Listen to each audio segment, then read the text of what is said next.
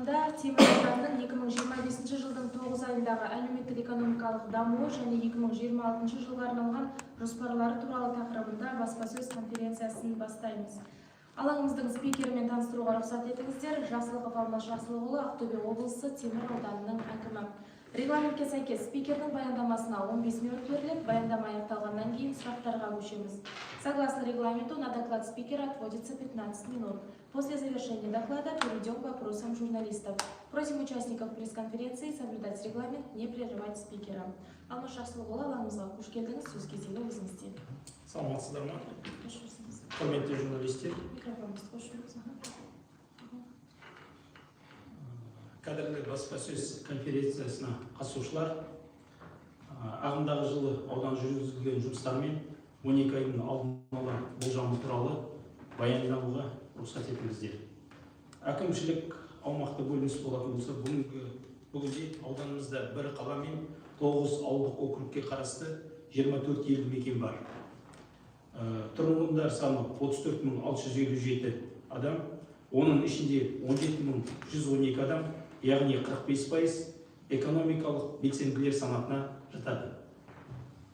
Өнеркәсіптің өнімінің көлемі 104%-ға орындалып отыр. Негізгі капиталға салынған инвестициялар көлемі 27 миллиард 50 миллион теңгені құрап, 105%-ға орындалып отыр. Аудан шаруашылығы саласы бойынша 2025 жылдың 1 қазанына ауыл шаруашылығы жалпы өнім көлемі 18 миллиард 385 миллион 800 мың теңге. Қазіргі таңда өсу қарқыны 103%-ды құрап отыр. Құрылыс жұмыстарының көлемі 10 миллиард 117 миллион 100 мың теңге салынып, қазіргі таңда 109%-ды құрап отыр. Тұрғын үйлерінің пайдалануға беру жалпы көлемі биылғы жылға 100%-ға орындалып келеді. Бөлшекті сауданың көлемі 4 миллиард 937 миллион теңге, немесе өсу қарқыны өте жақсы, 115%. Тұрғындардың жұмыспен қамту 2025 жылдың 1 қазанға 1180 жаңа жұмыс орны ашылды. Жұмыссыздар саны 1237 адам, тіркелген жұмыссыздық деңгейі 7%-да болып отыр. Шағын және орта бизнеспен айналысатын 2025 жылдың 1 қазанына 2422 субъект, немесе былтырғы жылдың осы кезеңімен салыстырғанда тіркелу 487 адамға қосымша тіркеліп отыр. Субъект.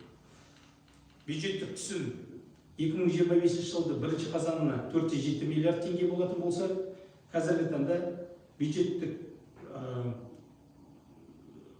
шығыс бөлігі 2025 жылдың 1 қазанына бюджеттік игерілуі 7 миллиард 800 миллион теңге. Таза ауыз сумен қамту тұрғындардың 99%. Қазіргі таңда қалғаны еңбекші ауылы 2025 жылы таза ауыз сумен қамту деңгейін 100%-ға жеткізу мақсатында еңбекші ауылдың су жерлерінің құрылысы жобасы іске асыру жұмыстары жүргізілуде. Желтоқсан айында жұмыстар аяқталады деп, сонымен 100% межеге жетеміз деп ойлаймыз. Сонымен қатар, Шұбарқұдық кентінде Теріскей, Аққұдық автобаза және нефтебаза шағын аудандарының ауыл тұрғындарын ауыз сумен үздіксіз қамтамасыз ету үшін су құбырларын жерлерін қайта жаңғырту жобасы, жобалау сметалық құжаты жұмыстары жүргізілуде. Осы жоба биылғы жылы мемлекеттік сараптамадан өтетін болған жағдайда, келесі жылы осы жоба іске асып, аудан орталығының 3000-ға жуық тұрғыны жаз мезгілінде осы үздіксіз сумен қамтамасыз ету мүмкіншілігі толық болады деп ойлаймыз. Осымен осы үлкен мәселе шешіледі. Сонымен қатар қазіргі таңда Саркөл ауылдық округі бойынша су жерлерінің қайта жаңғырту жобасы бойынша жұмыстар жүргізілуде. Жоба қуаттылығы 8,8 километр. Нысан аяқталу мерзімі осы жылдың, ағымдағы жылдың желтоқсан айы. толыққанды осы жұмыстар биыл аяқталатын болса, Саркөл, Шұбарши, Құмсай елді мекенін жазғы мезгілде үздіксіз сумен қамтамасыз ету мәселесі толыққанды шешіледі. Газмен қамту аудан тұрғындарының 97%, немесе 33.651 адам көгілдір отынмен қамтамасыз етілген. Ағымдағы жылы Шығырлы және Ащысай елді мекендерді газдандыруға газ құбырларының құрылысы жүргізілді. Жұмыстар толық аяқталып, іске қосылды. Қазіргі таңда Құмқұдық, Бабатай және Шұғылақ елді мекендерін газдандыруға арналған жобалық сметалық құжаттар әзірлену жұмыстары жүргізілуде. 2026 жылы 20 елді мекен 34.345 адам, немесе 99% көгілдір отынмен қамтамасыз ету жоспарлануда. Жолдар бойынша аудан бойынша автомобиль жолдарының жалпы ұзындығы 421 км, оның ішінде республикалық маңызы бар жолдар 75 км, облыстық маңызы бар жолдар 253 шақырым, аудандық маңызы бар жолдар 81-82 шақырым. Ағымдағы жылы 1 қазанынан жағдай бойынша аудандық маңызы бар автомобиль жолдарының жақсы және қанағаттанарлық күйдегі үлесі 55 шақырым, немесе 67%-ді құрап отыр. 2024-25 жылдарға аудан бойынша барлығы 10 жоба іске асырылуда. Қазіргі таңда пайдалануға берілгені 7, іске асырылып жатқандары 3 жоба. Жобаның қуаттылығы 21 шақырым, жалпы жоба құны 3 миллиард 200 миллион теңге. 2024-25 жылдарға басталған және аяқталған жобалар 4 жоба басталған болатын. Қазіргі таңда толыққанды 3 жоба аяқталды. 2025 жылға жоспарланып және іске асырылып жатырған жобалар 6. Биылғы жылы басталған жобалар. Қазіргі таңда сол басталған жобалардың 6-ның 5-і толыққанды аяқталды. 1 жоба ауыспалы, келесі жылы аяқталатын болады. Қаржыландыру мәселесіне сәйкес. Абаттандыру жұмыстары аудан бойынша 9 абаттандыру бағытында жұмыстар басталды. Биылғы жылы 5, соның 2 жобасы ауыспалы, келесі жылға ауысты. 7 жоба толыққанды аяқталды қазіргі таңда. Тұрғын үй саласы ауданда тұрғын үй қамтамасыз ету бағытында жұмыстар кезең-кезеңмен жүргізілуде. Қазіргі таңда 2025 жылға 444 адам тіркеуде тұр. Тұрғын үй кезеңдегі адамдардың санын азайту мақсатында ағымдағы жылы Шұбарқұдық кентінде 3 қабатты 27 пәтерлік тұрғын үй және Шұбарши ауылында 2 пәтерлік 6 тұрғын үйдің құрылысы жұмыстары жүргізілуде. Биылғы жылы желтоқсан айында толық жұмыстар аяқталып, пайдалануға беріледі деген жоспарымыз бар. Кезекте тұрғындардың санаты бойынша бөлінісін айтатын болсақ, көп балалы аналар 147 адам, жетім және ата-анадан қамқорлықсыз қалған балалар 65, әлеуметтік жағынан әлсіз топ өкілдері 148, бюджеттік сала қызметкерлері 68, апаттық жағдайдағы үйлерде тұратындар 16. Жер қатынастары саласы бойынша Темір ауданының жалпы жер көлемі 1.261.954 гектарды құрайды. Оның ішінде 212.769 гектар босалқы жер қорына жатады. 2024 жылы жеке тұрғын үй құрылысы үшін 10.000 шаршы метр, 2025 жылы 12.530 шаршы метр жер учаскелері табысталды. Ауыл шаруашылығы мақсатында берілген жерлерді ұтымсыз пайдалану фактілері бойынша 2024 жылы 4.096 гектар жер учаскелері мемлекеттік меншікке қайтарылған болса, 25 жылға ұтымсыз пайдаланылған жер бойынша 6000 гектар көлемінде жоспар белгіленген болатын. Қазіргі таңда 4920 гектар жер мемлекеттік қорына қайтарылды. Рәсімдер жүргізілуде. Ойлаймыз, осы жыл аяғына дейін сол жоспарланған 6000 гектар межеге жетеміз.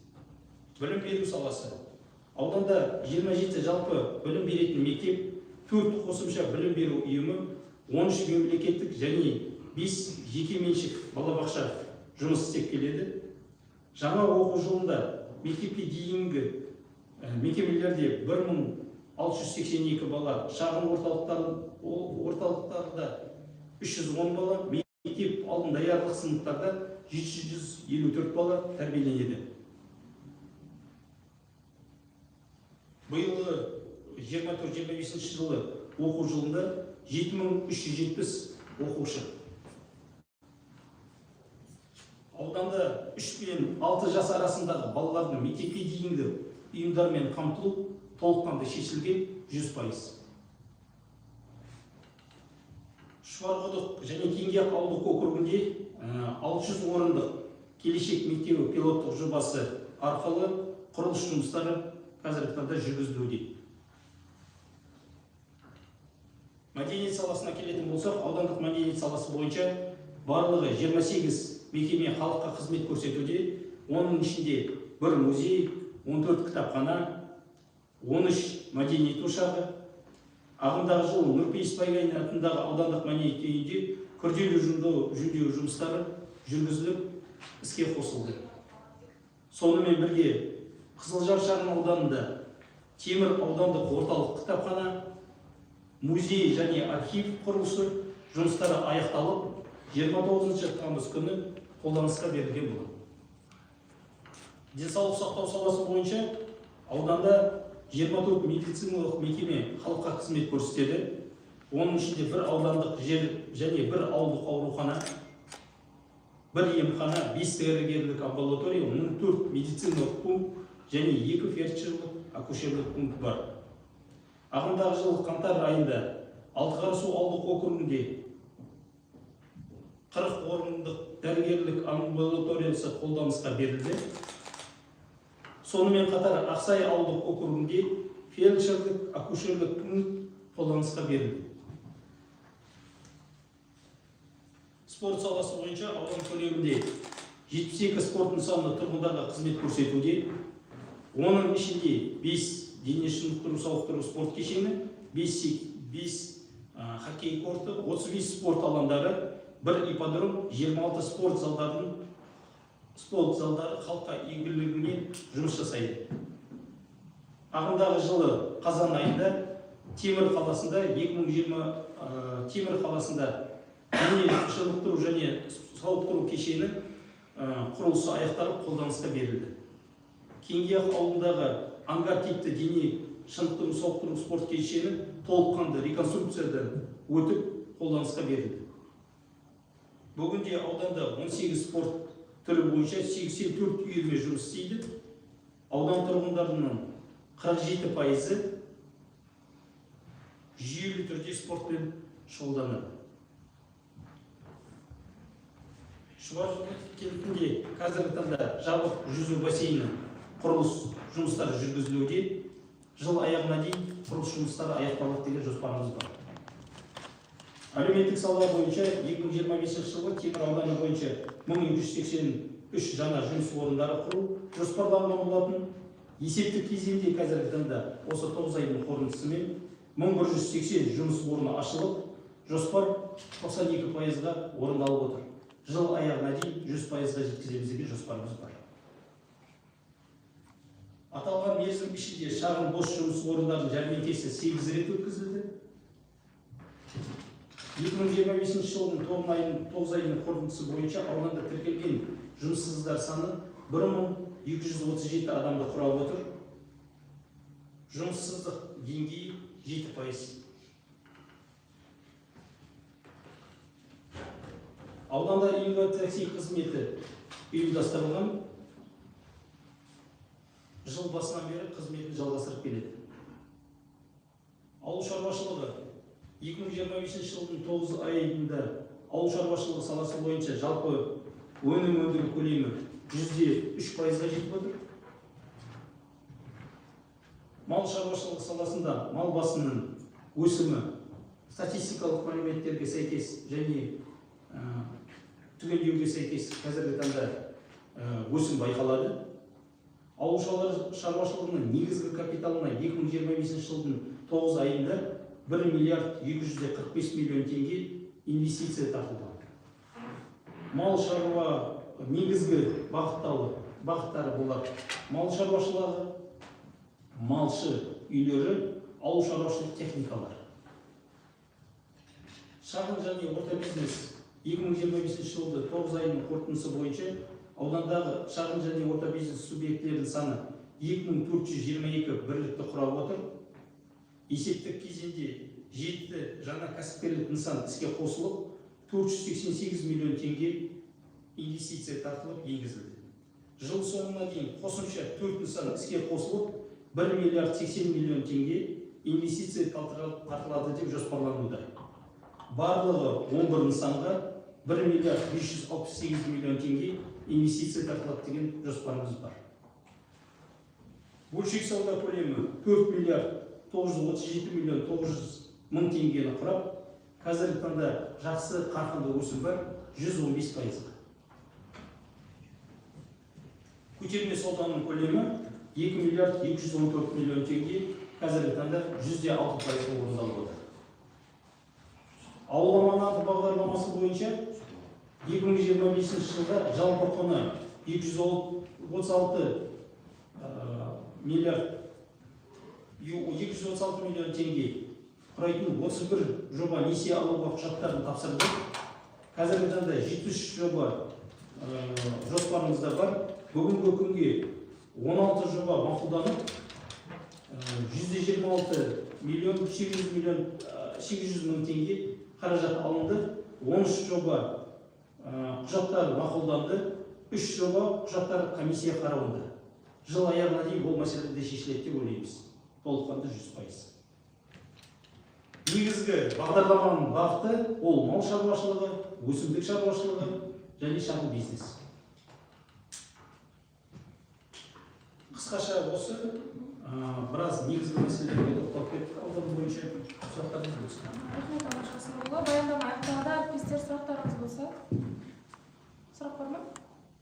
Сұрақ жоқ болса, баспасөз конференциясын аяқтаймыз. Қатысқандарыңызға рахмет.